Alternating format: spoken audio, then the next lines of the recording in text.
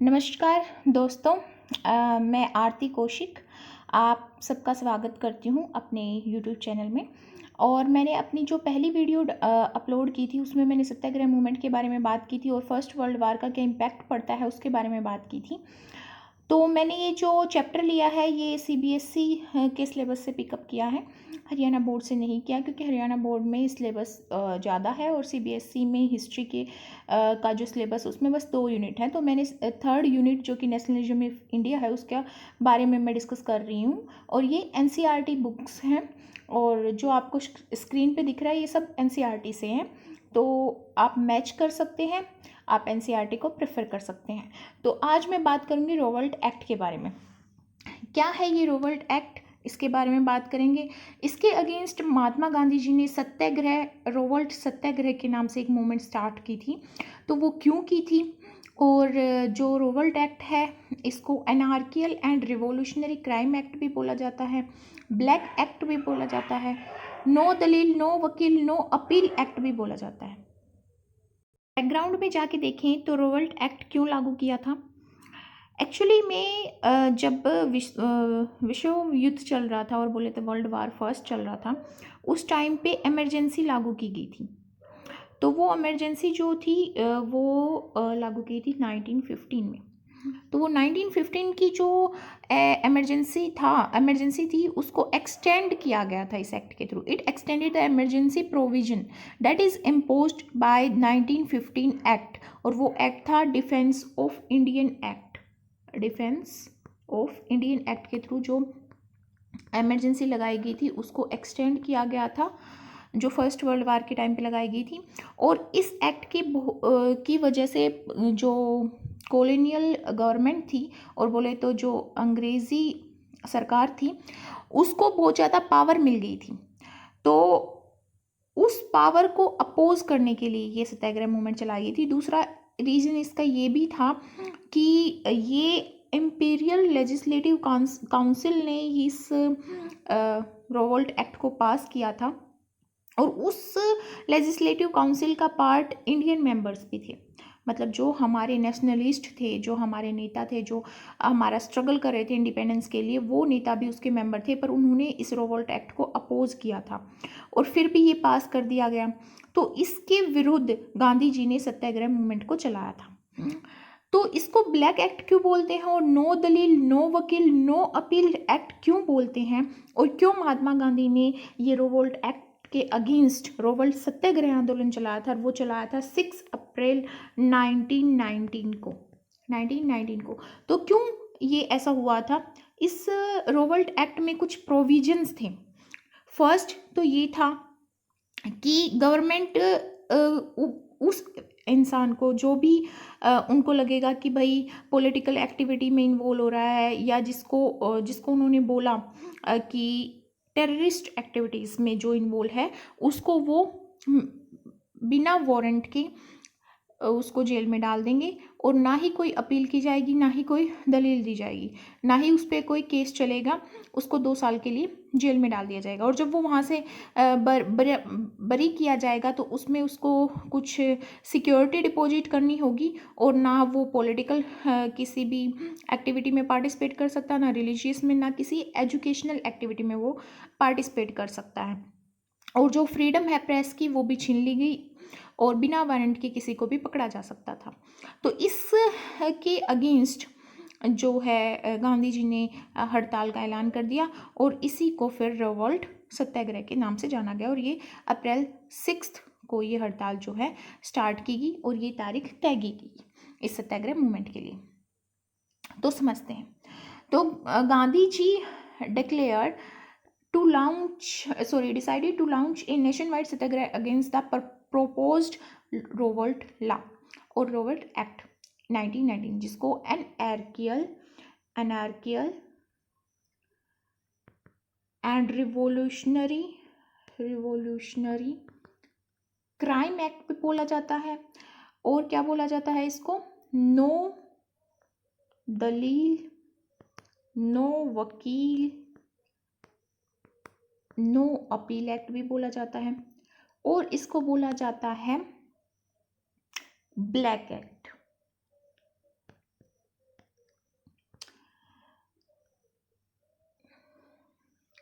ये एक्ट जो पास किया गया था वो इम्पीरियल लेजिस्लेटिव काउंसिल के थ्रू जो पास किया गया था, जिसमें इंडियन मेंबर्स भी थे, बट उन्होंने इसका अपोज किया था, फिर भी ये पास कर दिया गया था। इसकी वजह से गवर्नमेंट को बहुत ज़्यादा पावर मिल गई थी, क्योंकि वो रिप्रेस कर सकती थी इसके थ्रू पॉलिटिकल एक्टिविटीज़ को। कैसे रिप्रेस कर सकती थी? वो जो भी पॉलिटिकल एक्टिविटी में जो भी नेशनलिस्ट भाग लेता था उसको टेररिस्ट करार दे देती थी और उसको 2 साल के लिए जेल में डाल देती थी, और ना उस पर कोई कार्रवाई होती थी, ना कोई केस चलता था, और ना कोई वारंट जारी किया जाता था। और फिर जब वो बरी होता था तो उसको टैक्स डिपॉजिट करना था, और ना ही वो किसी भी पॉलिटिकल, रिलीजियस, एजुकेशनल एक्टिविटी में पार्टिसिपेट कर सकता था। तो इसकी वजह से जो महात्मा गांधी जी ने नॉन वायलेंट सिविल डिसओबीडेंस चलाने का निर्णय लिया, और इस अनजस्ट लॉ के अगेंस्ट, और उन्होंने हड़ताल का ऐलान कर दिया कि हड़ताल चलाएंगे, और वो 6 अप्रैल को स्टार्ट होगी। तो इस जो मूवमेंट है इसमें क्या किया गया, बहुत ज़्यादा रैलीज़ निकाली गई, डिफरेंट सिटीज़ में वर्कर्स जो थे वो स्ट्राइक पे चले गए, उन्होंने हड़ताल कर दी, और रेलवे, वर्कशॉप हैं वो सब बंद कर दिए गए, और जो भी कम्युनिकेशन की लाइन थी जैसे रेलवे, टेलीग्राफ, ये सब डिस्ट्रक्ट कर दी गई। और जो इसकी वजह से जो ब्रिटिश गवर्नमेंट थी और कॉलोनियल गवर्नमेंट थी, उनको डर बैठ गया उनके अंदर कि भाई बहुत ज़्यादा विद्रोह हो रहा है हमारा। तो उन्होंने क्या कर लिया, कुछ जो कांग्रेस के जो लीडर थे उनको उन्होंने जेल में डाल दिया और अरेस्ट कर लिया, क्योंकि ये जो वैसे तो ये ओवरऑल बहुत फैली हुई मूवमेंट थी और बहुत ही इंटेंस मूवमेंट थी, बट जो प्रोटेस्ट थे वो पंजाब में ज़्यादा थे, ज़्यादा इंटेंस थे। तो वहाँ पे 2 कांग्रेस लीडर डॉक्टर सत्यपाल को एंड डॉक्टर सफीउद्दीन किचलू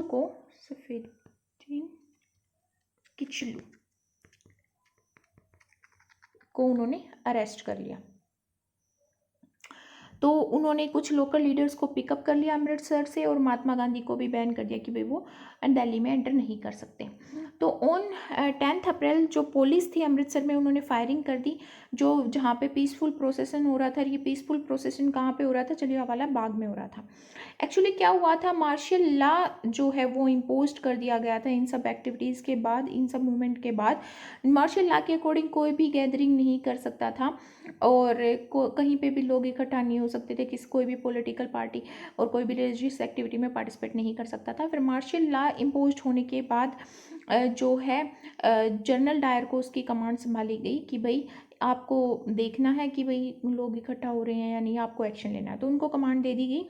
फिर क्या हुआ, जलियांवाला बाग में बहुत सारे डिफरेंट विलेजेस से लोग आए थे 13 अप्रैल को, और वो वहाँ पे गैदर्ड हुए थे, एक पीसफुल वे में वो गैदर्ड हुए थे। बट उनको नहीं पता था कि जो मार्शल लॉ एक्ट है वो पास कर दिया गया है, क्योंकि वो डिफरेंट सिटी से बिलोंग करते थे, तो वो अनअवेयर थे इसके बारे में। बट जैसे ही जनरल डायर को पता चलता है कि भाई मासिव गैदरिंग हो रही है, बहुत ज़्यादा लोग इकट्ठा हो रहे हैं, तो वो उस एरिया में एंटर कर जाता है, और जो भी एग्जिट पॉइंट थे उनको ब्लॉक कर देता है और फायरिंग कर देता है, जिसकी वजह से बहुत सारे लोग जो हैं वो मर जाते हैं। तो इस के पीछे वो डिक्लेयर करता है बाद में कि मेरा ऑब्जेक्टिव, मेरा मोटिव था एक मोरल इफ़ेक्ट डालना, और वो मोरल इफ़ेक्ट ये था कि मैं जो भी सत्याग्रह मूवमेंट में पार्टिसिपेट कर रहे थे उनके दिमाग में एक डर बिठाना चाहता था, इसलिए मैंने ऐसा किया। तो जलियांवाला बाग में ऐसा होने की वजह से, जिसमें अप्रोक्स 300 से ज़्यादा लोग मर गए थे और 1200 से ज़्यादा लोग घायल हो गए थे, जिसमें औरतें, बूढ़े, बच्चे सब थे, तो लोगों में और ज़्यादा गुस्सा फैल गया। तो इसकी वजह से लोग क्या है, गलियों में निकल गए और उन्होंने स्ट्राइक कर दी, क्लैश कर दिए, जितने भी पुलिस जो चौकी थी उन पे अटैक कर दिया, गवर्नमेंट बिल्डिंग्स पे अटैक कर दिया। इसकी वजह से गवर्नमेंट ने बहुत ही बुरी तरीके से इनका ओप्रेस किया, इनको रिप्रेस किया, और इनको दबाने की कोशिश की। Government respond with brutal repression, और उनको ह्यूमिलेट किया गया और टेरराइज पीपल, उनको डराया गया, धमकाया गया। जो सत्याग्रही थे उनको फोर्स किया गया कि वो अपनी नाक ग्राउंड धरती ज़मीन पे रगड़े, और उनको घसीटते हुए गलियों से लेके जाया गया और उनको बोला गया कि जो भी साहिब हैं और जो भी जो अंग्रेज ऑफिसर हैं उनको सैल्यूट किया जाए। और जो एक विलेज है गुजरनवाला एक विलेज है पंजाब में, जो अभी पाकिस्तान में आता है, वहाँ पे बमबारी कर दी उन्होंने। तो इसको देखा जब महात्मा गांधी जी ने, उन्होंने तो देखा कि भाई मैंने तो सत्याग्रह मूवमेंट चलाई थी, नॉन वॉयलेंट मूवमेंट चलाई थी, पर यहाँ पे तो वॉयलेंस फैल गई है, तो उन्होंने इस मूवमेंट को वापस ले लिया। While the revolt had been a widespread movement, it was still limited mostly to cities and towns. तो अभी तक जो भी हमने पढ़ा उसके अकॉर्डिंग जो हमने ये जाना कि भाई रिवोल्ट एक्ट असल में था क्या, और गवर्नमेंट को इसके अकॉर्डिंग क्या अधिकार मिल गए, फिर लोगों ने इसका कैसे विद्रोह किया, और महात्मा गांधी जी ने कौन सी मूवमेंट यहाँ पे चलाई। फिर उसके बाद हमने देखा कि भाई जलियांवाला बाग हत्याकांड जो है वो भी इसी टाइम पे हुआ, और ये बहुत ही इम्पोर्टेंट इंसिडेंट है हमारी हिस्ट्री में। तो यहाँ पे एक क्वेश्चन बनता है कि जलियांवाला बाग हत्याकांड कहाँ पे हुआ था? अमृतसर में हुआ था, और ये 13 अप्रैल को हुआ था। ये बहुत ही इम्पोर्टेंट डेट है हमारी हिस्ट्री में। 13 अप्रैल 1919 में ये हुआ था अमृतसर में, और यहाँ पे बहुत ज़्यादा अमाउंट में लोग मार दिए गए थे। फिर इसमें एक क्वेश्चन आता है कि कौन सा लॉ पास किया गया था? मार्शल लॉ इम्पोज किया गया था, और उसकी कमांड किसको दी गई थी? जनरल डायर को दी गई थी। ये शॉर्ट क्वेश्चंस यहाँ पे आते हैं। फिर आता है यहाँ पे रिवोल्ट एक्ट के लिए जो सत्याग्रह चलाया गया था वो कब चलाया गया था? 6 अप्रैल 1919 को चलाया गया था। एक क्वेश्चन आता है कि रिवोल्ट एक्ट असल में क्या था, और ब्लैक एक्ट क्या था? ये इस नाम से भी आ सकता है, नो दलील नो वकील नो अपील के नाम से भी आ सकता है, एनार्कियल रिवोल्यूशनरी क्राइम एक्ट के नाम से। ये 10th बेस पे तो नहीं आएगा, तो ये डिफरेंट नाम है इसके, और ये शॉर्ट नोट में भी आ सकता है अगर ये long answer type question subjective question की फॉर्म में आता है, तो ये इस पे शॉर्ट नोट भी आ सकता है। तो फिर जब तो गांधी जी ने क्या देखा? गांधी जी ने देखा कि भाई रिवोल्ट एक्ट एक वाइड स्प्रेड मूवमेंट थी, बट फिर भी ये कुछ सिटीज़ में और टाउन्स में क्या थी? लिमिटेड थी। तो महात्मा गांधी ने महसूस किया कि कुछ मूवमेंट तो चलानी पड़ेगी, ऐसे तो इंडिपेंडेंस नहीं मिलेगी, पर वो मूवमेंट कैसे चलेंगी? ब्रॉड बेस पे चलानी पड़ेंगी, और ब्रॉड बेस पे मूवमेंट चलाने के लिए हिंदू और मुसलमानों को दोनों को इकट्ठा होना पड़ेगा, क्योंकि यूनिटी के बिना हम इंडिपेंडेंस नहीं पा सकते। बट इसीलिए उन्होंने कैसे सोचा कि भाई हिंदू और मुस्लिम को कैसे न कैसे करके पास में लेके आया जाए, और एक अम्ब्रेला के नीचे खड़ा किया जाए, और उनको यूनाइट किया जाए, और फिर मूवमेंट चलाई जाए। तो ऐसा करने के लिए उनको एक तरीका सूझा, वो था खिलाफत इशू। जैसे कि मैंने बात की थी फर्स्ट वर्ल्ड वार में, जहाँ पे ओटमन एम्पायर जो था वो हार गया था, और वो एक मुस्लिम जो एम्पायर था, तो वहाँ के जो हेड थे उनको खलीफा बोला जाता है। तो उसके अगेंस्ट ये रूमर्स फैला कि भाई ये उनको हार्श पीस ट्रीटी इम्पोज की जाएगी उनके ऊपर।